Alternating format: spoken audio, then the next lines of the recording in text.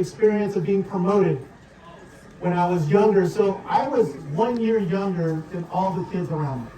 And when I get to third and fourth grade, I was younger than, and as they're pointing out, Mike was the big kid. Mike was another big kid in the class.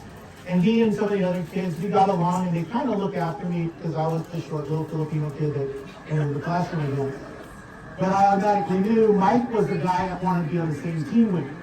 And you guys played sports with him, you guys knew why he wanted to be on his team for dodgeball. Yes, it was politically acceptable back then. Kickball, and eventually baseball and Little League got to play with Mike. And it was noted on his Facebook page that other friends of ours who went with Mike to Hollingworth, later on to Rincon. And at Rincon, we parted ways where he continued to Nogales, and I went to West Covina. And I had to make new friends at West Covina. Ended up at Cal Poly, and was surprised to find Rincon friends in the fraternity there. First was Todd Bauer sitting around when we're getting our first initiation night going on, sitting there telling us what's going on. But Todd went to the same schools as Mike did as well, and then I saw Lukoski here. I think you were Roland, right? You separated Roland also. I'm happy to say my children, one graduate and one currently attending Nogales High School, so we still have that little green next to us. But 3 years of meeting Mike, and I know him as the bigger kid in my class, the bigger kid in my life. I was never good enough to hit the field with these guys. When they're doing intramural sports, I was out hanging out with their girlfriends on the sidelines. But I was watching Mike hitting those plays, hitting those passes, getting in there and helping Sigette be a dominant force on the playing field. So I come here right now to represent Sigma Phi Epsilon to all you guys on behalf of Sigma Phi Epsilon, the fraternity that Mike belongs to in college. We express our condolences to the family, the brother, and the immediate family members of Mike. We very much are thankful that you allowed us to be a part of this and allowed us to come and attend and actually join together again. It's all too rare that this many members of the same fraternity are getting together nowadays. It's unfortunate that it's for this occasion. We've had rare occasions where we're getting together for reunions. The last one was 30 years ago, but our 30th anniversary, not 30 years ago. 30th anniversary, which happened to be 12 years ago. That'll throw some gray on you guys. But we are grateful to be able to be here, and I'm about to perform one of our fraternity ceremonies that is one of the things that we use to help say goodbye to Mike and to bid a farewell until we can all hit the sideline, hit the field with him again when we all meet up in heaven again.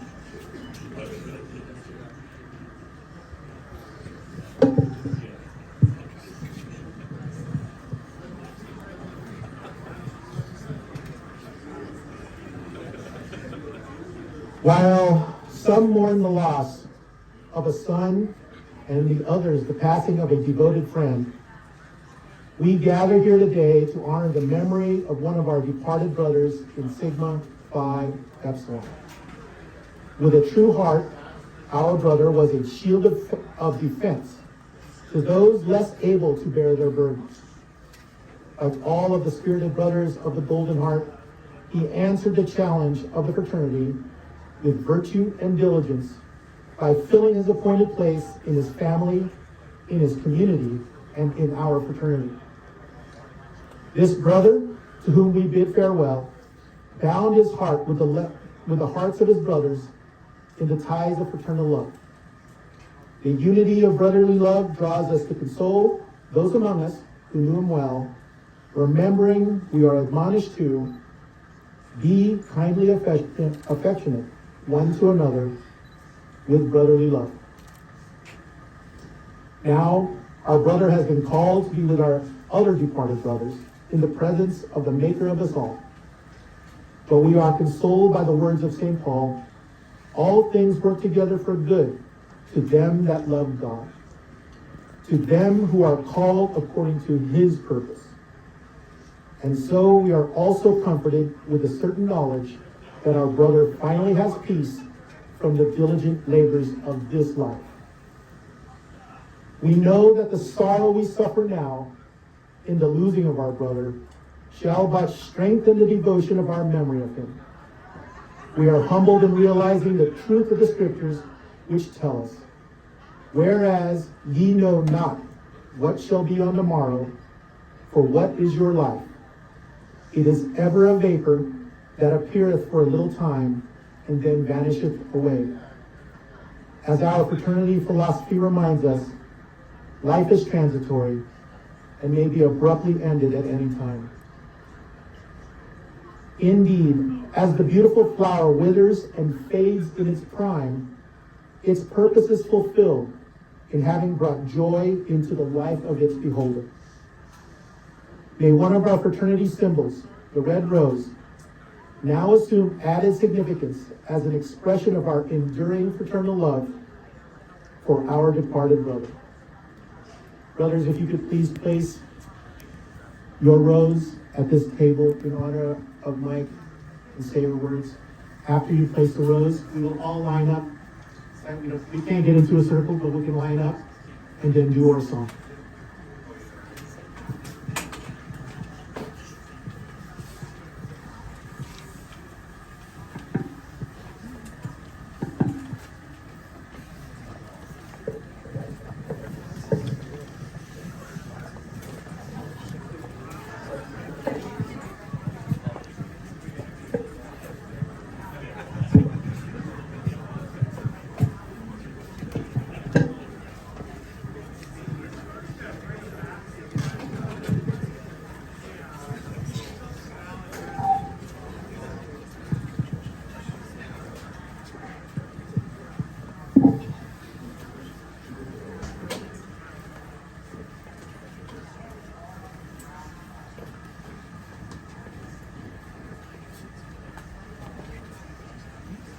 Love you, Nugget.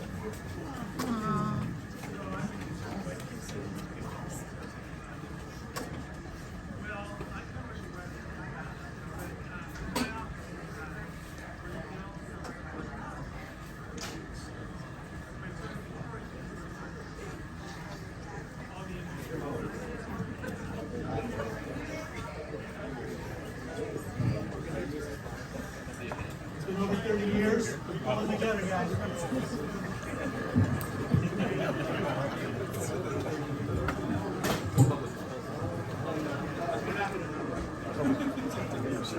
Okay, we got Dave over there. He's saying his probably last meeting.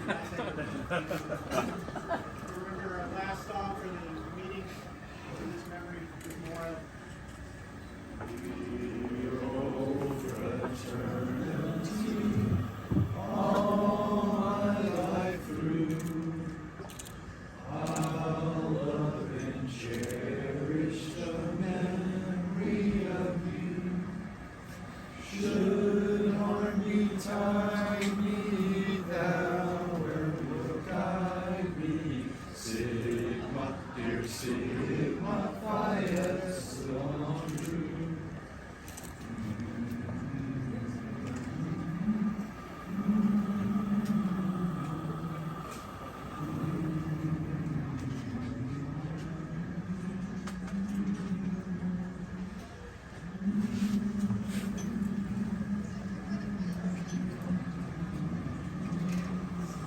Sigma, dear Sigma, Phi Epsilon, true.